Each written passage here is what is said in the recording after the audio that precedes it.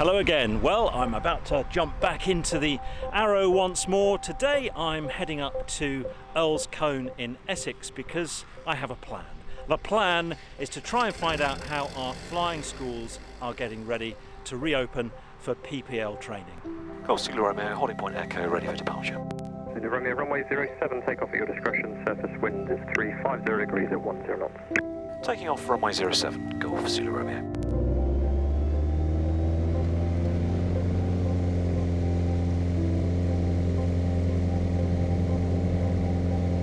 Speeds alive, T's and P's all still in the green. 50. 60. Recreational flying was allowed again in England on the 13th of May, but training and instruction for private pilots remains prohibited. This not only means that flight schools continue to struggle and trainees' progress remains stalled. As my inbox shows, many pilots who rent aircraft are still grounded because they can't get a checkout with an instructor to comply with minimum currency requirements. So we're on our way to Earl's Colne. It is confirmed and maintain altitude 3,000 feet. Maintain 3,000 at 102. And I'm going to be meeting up with the aerodrome manager there. 3,000 feet, 102. Also meeting up with Martin from Dr. 1028. AOPA. So yeah, I'm going to be trying to find out 102, how control 134, they're planning to get PPL up and running again, PPL training, and to get instruction for private owners and hirers who need instruction to get current again, because it's been a bit difficult for them. If you want to see the full recording of my flight to Earl's Colne, it's a bonus video available now to my paying supporters. Follow the link to sign up to my supporters club for as little as £1 a month. Earl's Colne radio, good morning, Golf Charlie Bravo Zulu Romeo. Inbound, we are 10 miles to the southwest. Golf Charlie Bravo Zulu Romeo, this is Earl's Colne radio. The runway in use is 06 for the right hand circuit. QNH 1003, QFE 995, hex Tascam. Runway 06, right-hand circuit, QNH 1003, QFE 995, Golf Zulu Romeo will report joining overhead. Golf Zulu Romeo, roger.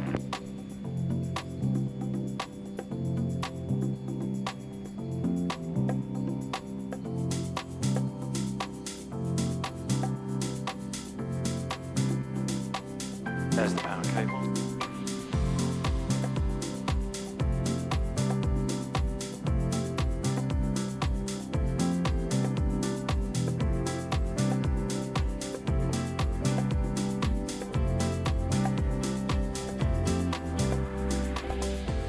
Earl's Colne reopened for visitors like me not long ago, but they've had to change the way they do things.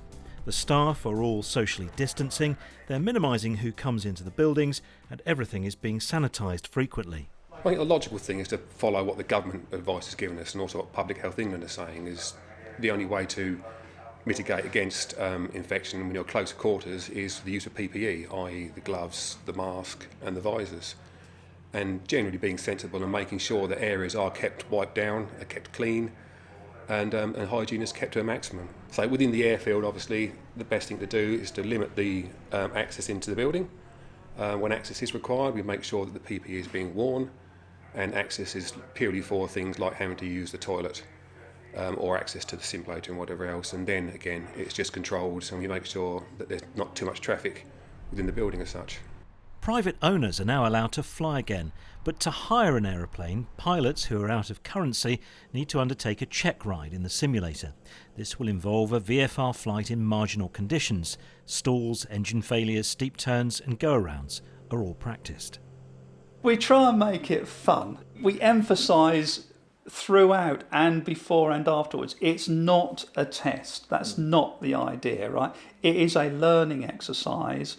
It's a refresher exercise. So yes, people make mistakes in the sim, and we talk about it, about what they did wrong or what they could have done better.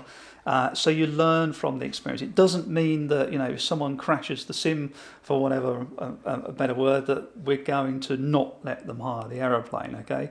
It's all to do with, as I said, currency and bringing them back up to speed with rules, regulations and procedures in particular, including airspace infringements and getting lost and things like that. But what if you need an instructor? At the time of recording, private pilot training in the UK is still not permitted. But here, they're getting ready for when it resumes. Visors, masks and gloves are likely to be required because social distancing is not possible in a light aircraft cockpit. Do you think you'll be able to conduct training with all of this on? Well, have we got a choice is the first answer, but I think yes, because obviously we're going to have a microphone and headphones on to talk to each other, so there shouldn't be any comms issues. And actually this visor is really clear. It doesn't really show, there's no edges to it. So I fly other stuff as well where I wear a bone dome, so I'm used to having things in front of my face anyway. So it's only generally we think the instructor that's going to have the visor on.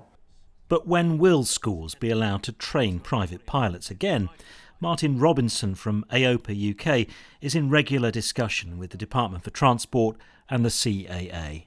I think mid-July is probably a fair estimate for when we could get back to a near normal environment. Right now, I'm pushing for the CAA to allow flight training organisations to engage with their existing customers. So for those schools that have got PPLs that are halfway through being completed, I think it would be a good opportunity to allow those schools to speak to their customers and explain that they could finish off their PPL course if the customer wanted to. So it's down to the customer. If the customer says, look, I'm still a bit concerned about COVID-19, that's fine. But let the schools begin to do some business. The problem is social distancing, but we know also that in the commercial flight training world that the instructor and his student only have to wear gloves and a mask. So if it's good for that activity, it should be good enough for the PPL activity. We recognise, of course, that this is a terrible disease and it needs to be controlled. But it seems bizarre that you could say to one group, well, it's okay to go and get into an aeroplane and be within 2 metres with each other as long as you clean the aeroplane and wear a mask and gloves, but then not allow it for PPL.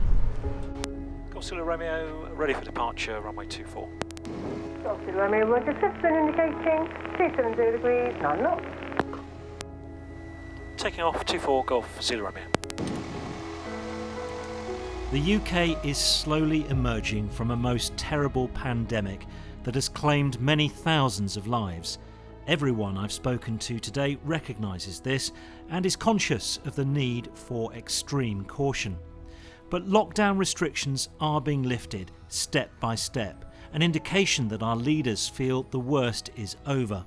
Flying schools and aviation-related businesses continue to speak up to make sure that the governments of the UK don't forget this sector when the time is right to open the skies once more for all.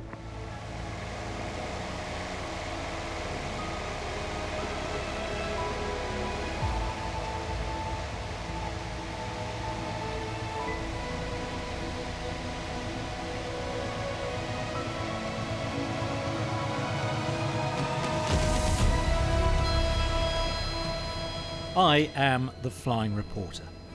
Please subscribe, tell your friends what I do, and if you have an idea for a future episode, then please get in touch. Fly safely, my friends.